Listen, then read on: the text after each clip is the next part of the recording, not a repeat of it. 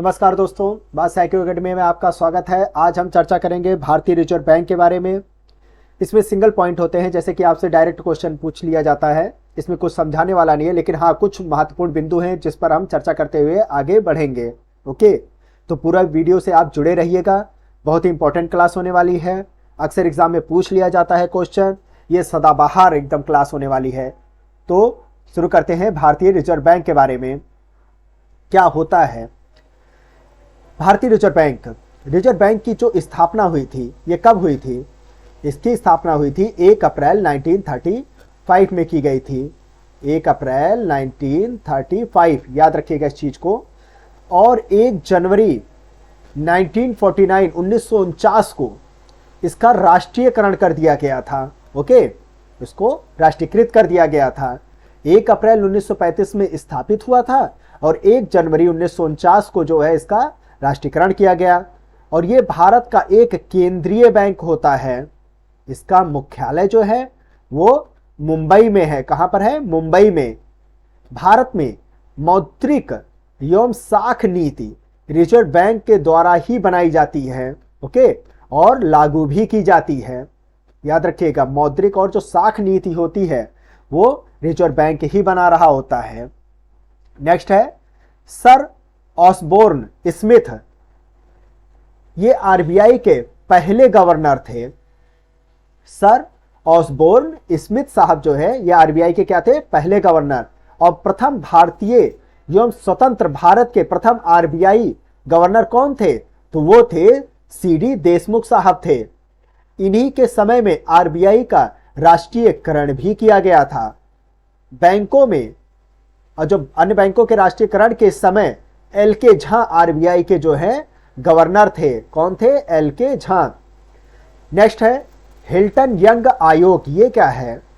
Hilton young आयोग पहला आयोग था जिसने केंद्रीय बैंक के रूप में रिजर्व बैंक ऑफ इंडिया यानी कि आरबीआई की संस्तुति की थी। याद रखिएगा, हिल्टन यंग आयोग ने संस्तुति की थी इस चीज की। भारतीय रिजर्व बैंक का लेखा वर्ष क्या है? वो अभी 1 जुलाई से 30 जून है, लेकिन अब 8 दशकों के बाद अब इस लेखा वर्ष में परिवर्तन होने जा रहा है। सभी लेखा वर्ष सरकार की वित्तीय वर्ष की भांति 1 अप्रैल से 31 मार्च अब होगी। याद रखिएगा ये पॉइंट सर जी। 1 अप्रैल से 31 मार्च अब हो जाएगा, पहले 1 जुलाई से 30 जून था। आरबीआई देश में मौद्रिक गतिविधियों के नियमन का नियंत्रण करता है। जितनी भी मुद्रा का लेन देन होता है, आयात निर्यात जो भी होता है, उस पर जो कंट्रोल कर रहा होता है, रेगुलेट जो कर रहा होता है, नियंत्रण जो कर रहा होता है, वो आरबीआई ही कर रहा होता है। ओके, आरबीआई के 2 मेन महान कार्य जानते हैं, वो क्या होता है? एक तो सामान्य केंद्रीय बैंकिंग का कार्य होता है, दूसरा विकास संबंधी और परिवर्तन का कार्य इसका होता है। अब सामान्य केंद्रीय बैंकिंग के कार्यों में क्या क्या होता है सर जी, ये भी जान लीजिए। इसके अधीन कुछ बातों को ध्यान में रखा जाता है, जैसे कि करेंसी नोटों का निर्गमन करना। जो नोटों को जारी करने का काम होता है भैया इन्हीं का ही तो होता है, आरबीआई वालों का। सरकारी बैंकर का काम होता है ना, बैंकों का ये बैंक होता है। राजा अधिराज होते हैं आरबीआई बैंक, सभी बैंकों का मालिक होता है ये। विदेशी विनियमन को नियंत्रित करता है ये। ओके, जो विदेशी जो भी रुपए का आदान प्रदान होता है उस पर भी ये कंट्रोल कर रहा होता है। जैसे कि देखे ही होंगे, आपको अगर विदेश रुपया भेजना होता है या बाहर से रुपया आ रहा होता है तो उस पर कंट्रोल कौन कर रहा होता है? आरबीआई कर रहा होता है। वो अपना कुछ टैक्स काटता है, उसको कन्वर्ट कर रहा होता है। साख को नियंत्रित करने का भी काम होता है, सृजित नहीं करता है ये कभी भी साख को। ये साख को जो होता है नियंत्रित, जो बैंक जो है साख को बनाए रहते हैं उस पर ये कंट्रोल कर रहा होता है। कितना ऋण देना चाहिए, कितना नहीं देना चाहिए, उसको ये नियंत्रित कर रहा होता है। यही काम होता है इसका। ये पॉइंट जरूर याद रखिएगा, पूछ लेता है अक्सर एग्जाम में।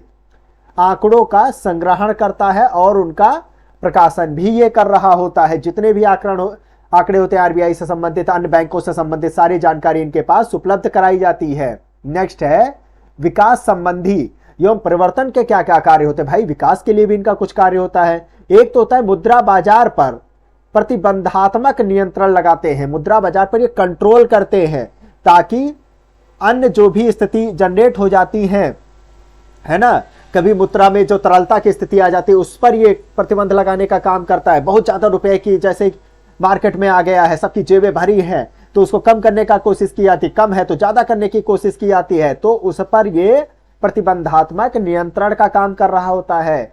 सेविंग, बचत को बैंकों व अन्य वित्तीय संस्थानों के माध्यम से उत्पादन के लिए भी उपलब्ध कराना होता है। जो बचत होते हैं वो उनका भी अन्य विकास के कार्यों में लगाने का भी इसका एक अहम योगदान होता है। लोगों में बैंकिंग की आदत बढ़ाने के लिए भी ये प्रयास करता है ताकि लोग बैंकिंग से जुड़े रहें, खाता खुलवाएं, रुपया जमा करें, फिर उस रुपए पर ब्याज हासिल करें, और जब तक जमा रहेगा तब तक वो अन्य विकास कार्यों में भी सरकार के द्वारा इस्तेमाल किया जा रहा होता है। ओके, संस्थागत कृषि साख की सुविधाओं की व्यवस्था व विस्तार रिजर्व बैंक की एक अन्य महत्वपूर्ण जिम्मेदारी होती है। जो संस्थागत कृषि साख होती है, भैया किसानों को भी तो चाहिए कुछ ऋण, उनके लिए भी तो व्यवस्था करना होता है, नाबार्ड की व्यवस्था करवाता है ये, तो इनमें भी आरबीआई का अहम योगदान होता है। और इसी उद्देश्य के तहत 1963 में कृषि पुनर्वित्त एवं विकास निगम की स्थापना की गई थी। तो क्वेश्चन पूछ लेगा, कृषि पुनर्वित्त एवं विकास निगम की स्थापना कब की गई थी? 1963 में की गई थी। याद रखिएगा, मोस्ट इंपॉर्टेंट पॉइंट। भारतीय रिजर्व बैंक के द्वारा साख पर नियंत्रण कैसे किया जाता, मैंने अभी बताया था, साख को वो सृजित नहीं करता है, बनाता नहीं है, वो अन्य बैंक करते हैं, वाणिज्यिक बैंक। इसका काम केवल नियंत्रण करने का होता है। ओके, अब कैसे कर रहा होता नियंत्रण? बैंक दर की नीतियां वो ला करके कर रहा होता है ना। नए नए बैंक दर लाता है कि भैया जैसे कि इस रेट से आप ज्यादा ऋण नहीं प्रोवाइड कर सकते, एक रेट तय कर देगा वो हर बैंक के लिए कि इससे सस्ते पर आप ऋण नहीं दे देंगे। ओके, पता चला कम ब्याज पे ही और ऋण पे ऋण बांटे पड़े हैं, लोग अपनी जेबें करोड़ों करोड़ों भर लिए हैं, फिर भाग गए दूसरे देश में, तो घाटा किसका होता है? भारत का ही होता है। और किसकी जेब से वसूला जाता है भाई? अब जानते ही हैं, जनता की जेब से वसूल लिया जाता है टैक्स के रूप में। खुले बाजार की क्रियाओं के द्वारा नियंत्रण किया जाता है। बैंकों की नकद कोष संबंधी आवश्यकताओं में परिवर्तन करके भी जो नकद कोष संबंधी उनकी जो आवश्यकताएं होती, कितना उनको अपने पास रखना है रुपया, कितना नहीं रखना है, इससे के इनके जरिए इन सब पर हम अच्छे से चर्चा करेंगे। क्या होता है ये दर, क्या होती है सीआरआर, एसएलआर, इस पर हम पूरे विस्तार से चर्चा करेंगे। अभी तो बस आरबीआई के क्या कार्य होते हैं उस पर आप जान लीजिए। तरलता संबंधी, तरलता यानी कि वही सिंपल कि जो रुपया तुरंत ही भुन जाए, जो आपकी जेब में रुपया है वही तरल है, समझ लीजिए, है ना, कि आराम से आप कोई भी चीज उसको खरीद सकते हैं। तो तरलता संबंधी वैधानिक आवश्यकताओं को पूरा करता है। विभेदक ब्याज दरों की प्रणाली अपनाकर भी ये अपना जो साख पर नियंत्रण करता है। विभेदक ब्याज दर यानी कि जैसे कि मान लीजिए महिलाओं के लिए या किसी अन्य बुजुर्ग या अन्य लोगों के लिए, बच्चों के लिए, उनके लिए अलग ब्याज दर चला देगा, विद्यार्थियों का अलग अलग ब्याज दर चला देगा, कर्मचारियों के लिए अलग ब्याज दर चला देगा कि भैया इनके लिए थोड़ा कम रखो क्योंकि इनकी इनकम कम है या इनकी इनकम है ही नहीं या आश्रित है, तो इनका एक विभेदक ब्याज दर भी चल रहा होता है। चयनात्मक साख नियंत्रण भी चल रहा होता है कि कहां कौन सी चीज पर भैया ब्याज लगाना चाहिए, नहीं लगाना चाहिए, किस पर ऋण देना चाहिए, किस पर नहीं देना चाहिए, इस पर भी इनका कार्य होता है। नैतिक प्रभाव की नीति अपनाकर भी ये साख पर नियंत्रण करते हैं। ओके, सरकार कुछ अर्थोपाय ऋण जैसे कि वेज हो गया, मींस एडवांस आरबीआई से लेती है। सरकार भी जैसे मान लीजिए उनका अपना एक बजट होता है, खर्च खत्म हो गया तो भैया कहाँ जाएंगे? भैया आरबीआई के सामने हाथ जोड़ेंगे, भैया कुछ रुपएवा दे दो यार, रुपएवा बहुत जरूरत है, ये विकास कार्य रुका पड़ा है, कैसे काम चली है? तो भैया सरकार के अर्थोपाय ऋण भी आरबीआई ही पूरा करता है। आरबीआई के द्वारा नकद कोष अनुपात में कमी करने से साख सृजन में वृद्धि होती है। ओके, जब नकद कोष जो अनुपात होता है, इस पर हम बोले हैं, आगे डिटेल में चर्चा करेंगे, अभी आप इतना जान लीजिए, जो नकद कोष अनुपात है उसमें जब कमी कर देता है तो क्या होता है?